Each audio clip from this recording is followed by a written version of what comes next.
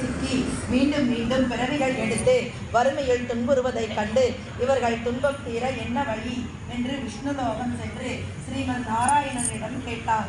அதற்கு பகவான், உன்னிடமுள்ள அன்பால் சத்யநாராயண விரதம் என்ற உன்னதமான ஒரு விரதத்தை பற்றி கூறுகிறேன் கேள் என்றார். பௌர்ணமி தினத்தன்று பிரதோஷ காலத்தில் உறவினர்கள், நண்பர்கள் மற்றும் வித்துவம் அறிந்த அந்தணரை கொண்டு சத்யநாராயணா விரதத்தை பக்தியுடன் செய்ய வேண்டும். அன்று நம்மால் முடிந்த அளவு பக்ஷணங்கள், பழங்கள் போன்ற நிவேதனங்களை செய்து அந்தணனிடம் விரத மகிமைகளை கேட்டு அவருக்கு முடிந்த அளவு தட்சணைகள், பிரசாதங்கள் கொடுத்து முடிந்த அளவு அனைவருக்கும் அன்னதானம் செய்ய வேண்டும்.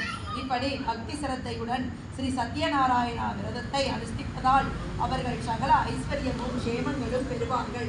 குலம் விளங்கும், தீராத சங்கடங்கள் தீரும் என்று இக்கலியுகத்திலே பிரக்ஷ்ய பலனை அளிக்கும் விரதம் எது என்றும்